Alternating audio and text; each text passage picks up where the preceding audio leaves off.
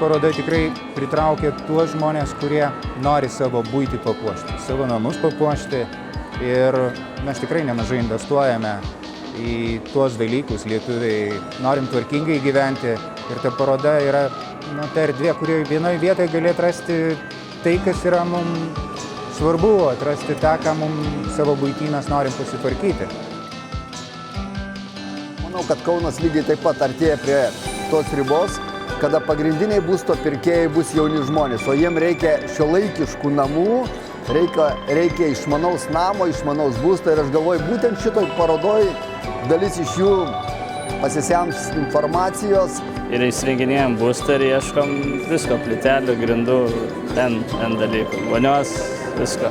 Pirmiausia, atvykome į būsto mugę apsižiūrėti, o dabar domimės įvairiais interjero sprendimais. Žmonės ateina, žiūri į naujovių, ieško kažkokių tai minčių, idėjų.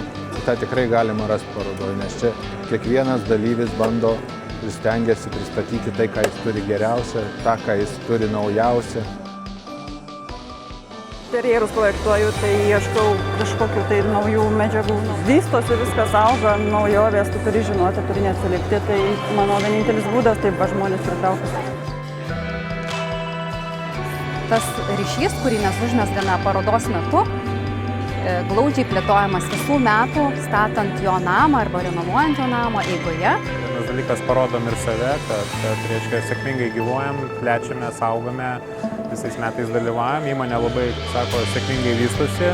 Smagu, kad yra daug Lietuvos gamintojų, tai iš tiesų smagu matyti ne tik perpardavinėtojus, bet ir Lietuvos gamintojus, kiek įsirenginėjant namus, ar ne, tiek ko gero ir verslo kontaktų paieškai įmonės gali rasti potencialių partnerių, tai tikrai manau, kad tai yra svarbu ir labai gerai, kad Lietuvoje tokias vyksta.